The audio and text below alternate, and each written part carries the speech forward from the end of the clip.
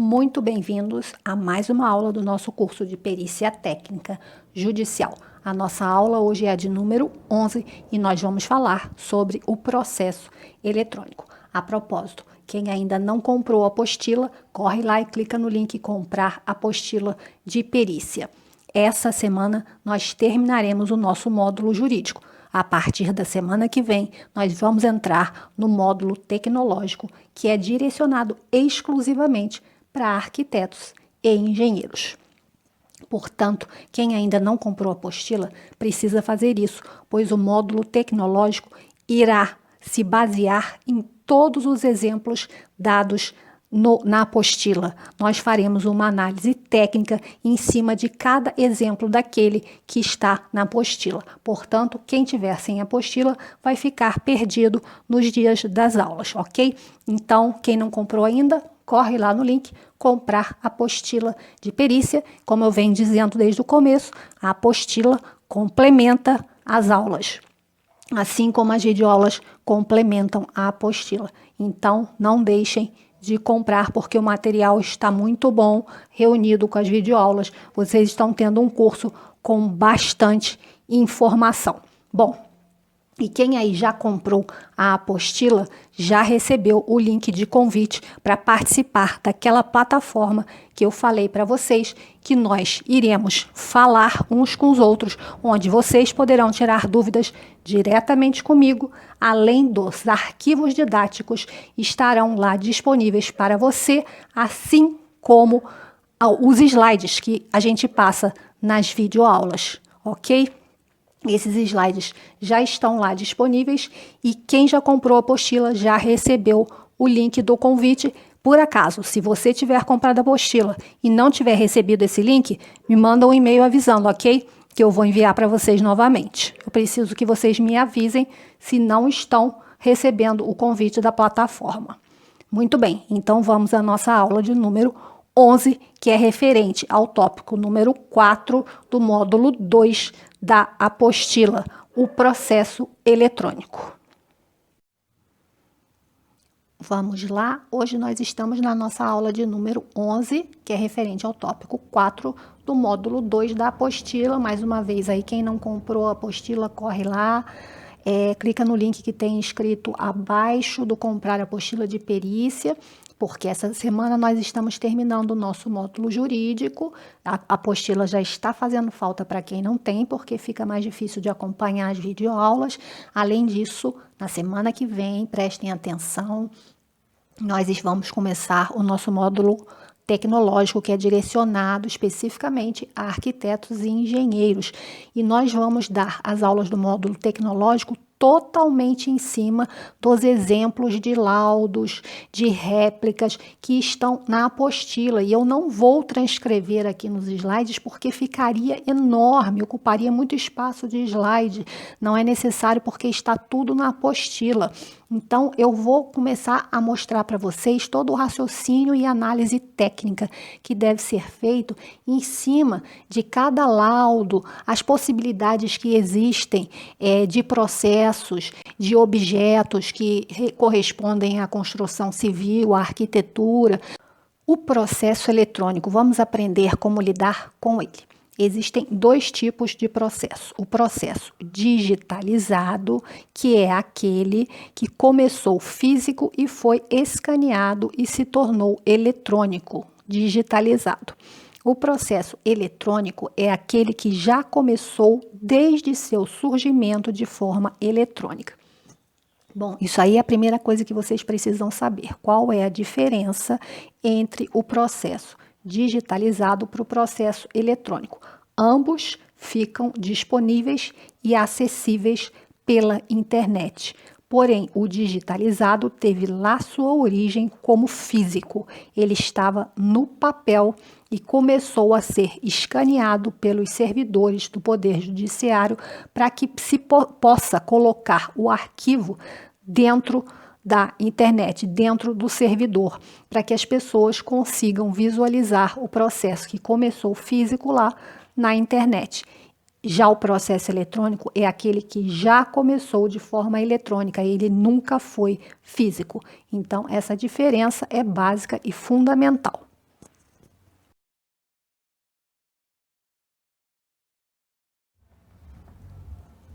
esse tipo de processo veio, digamos, para salvar o mundo jurídico. E como? Pois com o seu surgimento, a celeridade começou a acontecer e os prazos intermináveis para o trânsito em julgado dos processos se tornou algo bem mais admissível. Nossa, isso aí eu já comentei com vocês, mas vou comentar de novo porque isso é importante a gente esclarecer.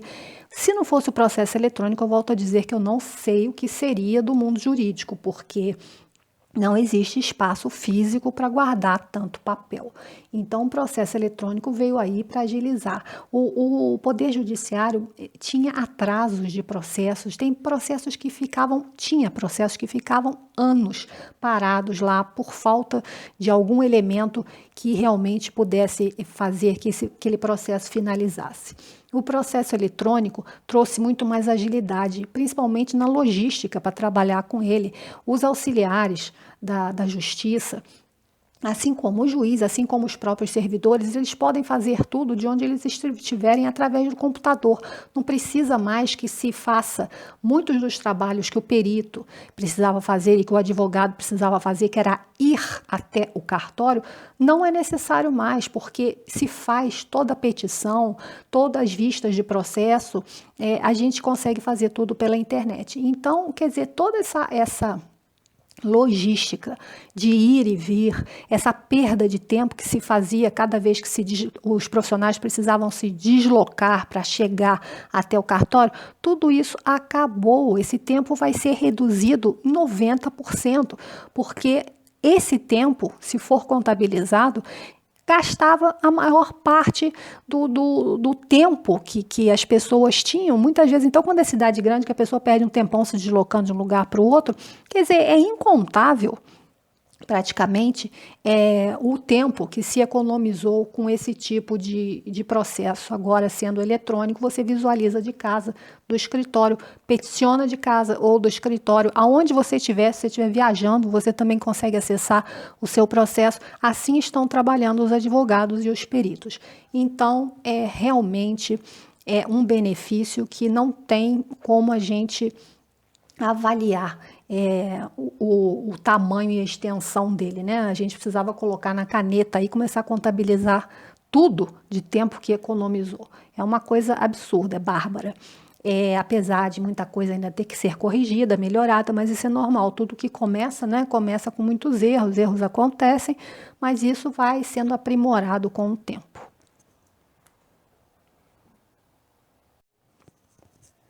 Resolução do STF número 427, de 20 de abril de 2010. Artigo 2º, processo eletrônico. Para os fins desta resolução, é o conjunto de arquivos eletrônicos correspondentes às peças, documentos e atos processuais que tramitam por meio eletrônico, nos termos da Lei número 11.419, de 19 de dezembro de 2006.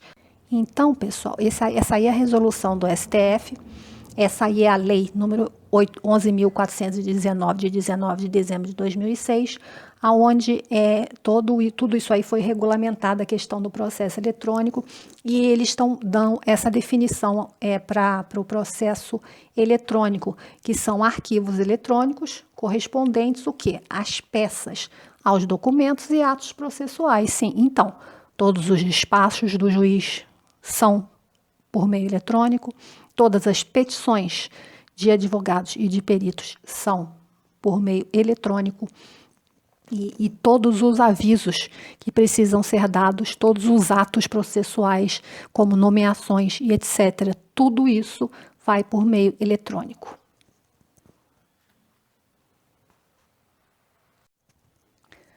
No processo eletrônico, tudo muda e não se torna mais necessária a ida do perito em todas as etapas do processo.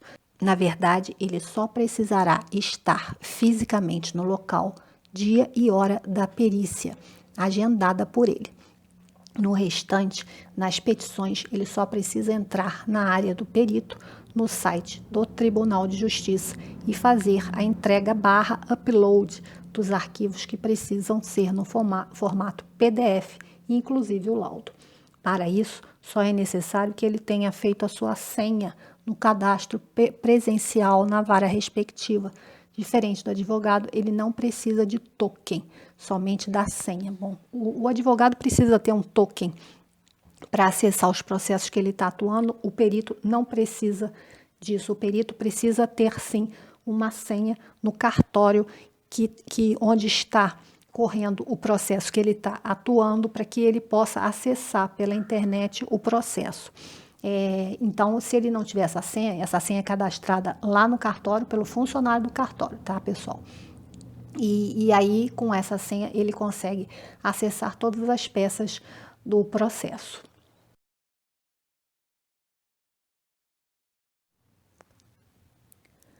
Para que o perito possa visualizar as peças do processo eletrônico, é necessário que o funcionário do órgão no qual ocorreu a sua nomeação realize o seu cadastramento utilizando o número do seu CPF no sistema. É isso aí. A única coisa que tem que ser física é você com presença física do perito. Ele vai lá, fala que foi nomeado para o processo, leva o número do processo, o servidor então vai cadastrar uma senha para ele, que vai ser a senha que ele vai entrar no site e vai conseguir visualizar todas as peças do processo. E aí varia de tribunal para tribunal, de estado para estado e de cidade para cidade. Por exemplo, o Tribunal do Rio de Janeiro tem um site lá com a sua logística, o Tribunal de São Paulo tem outro site com outra logística. Rio de Janeiro, o perito precisa mandar os documentos dele todo via e-mail para a divisão de perícia do Tribunal de Justiça do Rio de Janeiro. São Paulo já não é assim. São Paulo, capital, você precisa entrar, você não precisa ir lá na divisão de perícia, nem precisa ir falar com ninguém pessoalmente. Você tem que entrar no site do Tribunal de São Paulo, procurar a área que é da inscrição dos que trabalham com justiça gratuita, os auxiliares, e fazer o seu cadastro de perito, fazendo o upload dos documentos que o próprio site lá do Tribunal de São Paulo vai pedindo e você vai fazendo. Então, não tem que mandar por e-mail para a divisão de perícia, como é no Rio de Janeiro. Então, vocês, antes de mais nada, precisam procurar o tribunal da região onde vocês moram para saber qual é o procedimento de cadastro do perito lá, porque varia de local para local. Tem lugares que ainda não tem processo eletrônico, como pequenas cidades, por exemplo, de Minas Gerais. Não tem processo eletrônico ainda, então você tem que ir com o seu currículo presencialmente no tribunal, se apresentar, falar que é perito e entregar a documentação que eles te pedirem lá. Lei 11.419, de 2006, de 19 de dezembro de 2006, dispõe sobre a informatização do processo judicial, bem como a orientação e recomendação do Conselho Nacional de Justiça, CNJ, para a implantação do processo eletrônico nos diversos tribunais. Então, eu recomendo para vocês baixar aí a Lei 11.419 de 2006 e dar uma lida nela, porque é bastante útil e esclarecedor. Bom, mais uma vez aí reforçando a diferença entre processo eletrônico e digitalizado. O eletrônico já se originou o eletrônico, o processo digitalizado é aquele que era físico e foi digitalizado. Só para dar uma lembrada, isso aí é importante, essa diferença. O cadastro do perito no processo precisa ser feita pelo servidor no cartório com o número do CPF do profissional. A intimação eletrônica deve estar em conformidade com o artigo 5º e as intimações serão feitas por meio eletrônico em portal próprio aos que se cadastrarem na forma do artigo 2º desta lei, dispensando-se a publicação no órgão oficial, inclusive eletrônico. Então, a intimação nos lugares onde o processo já é eletrônico vai ser feito via internet, o perito vai visualizar lá que foi nomeado, então ninguém vai ligar, nem vai mandar e-mail. O perito precisa estar constantemente vendo a sua área lá de perito no site do tribunal correspondente ao local que você mora, para ver se você foi nomeado em algum processo. Isso tem que ser feito, não tem jeito, porque não recebe mais aviso por e-mail ou por telefone, a menos que seja processo físico e ainda não tenha no local o sistema eletrônico. Parágrafo 1º. Considerar-se-á realizada a intimação no dia em que o intimando efetivar a consulta eletrônica ao teor da intimação, certificando-se nos autos a sua realização.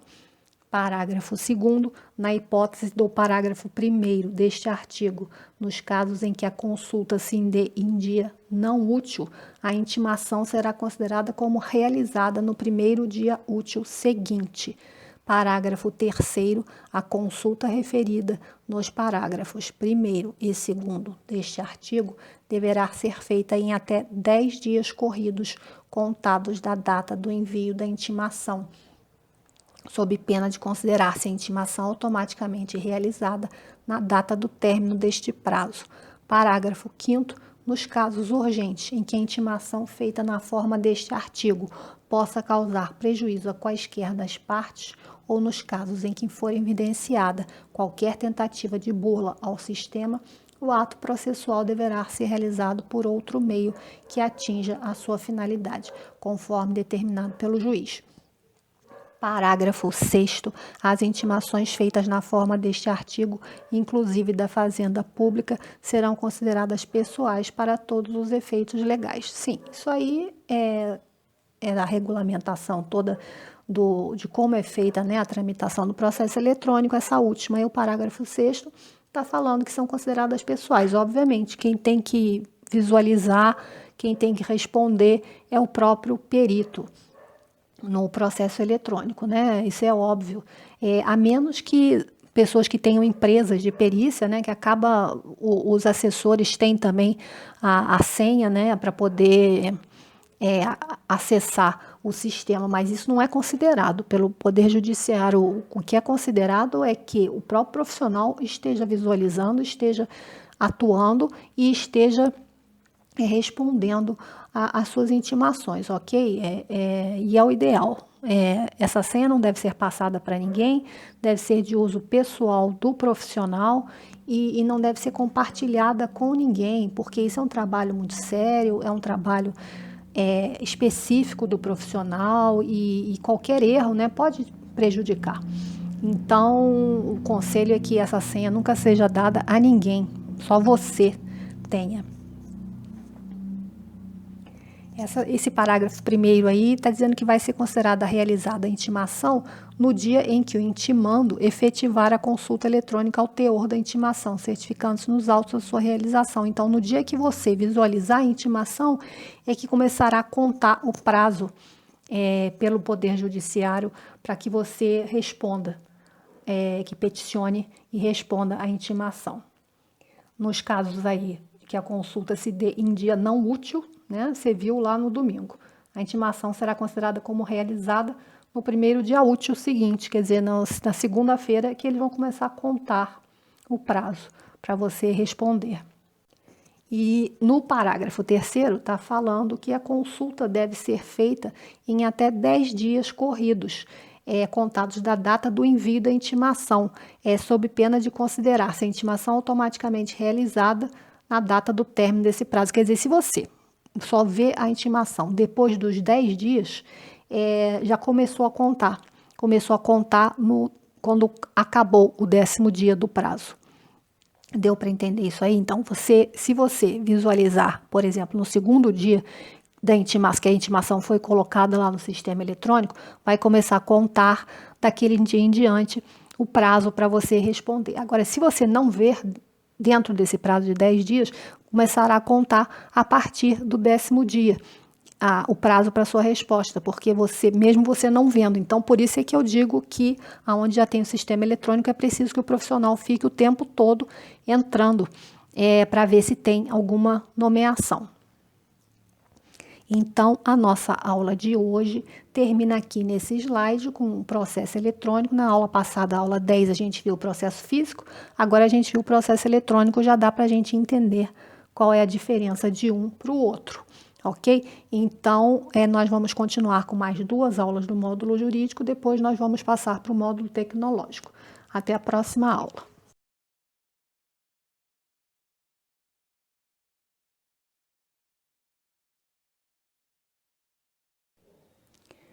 E se você gostou desse vídeo, não esqueça de sair sem deixar o seu like.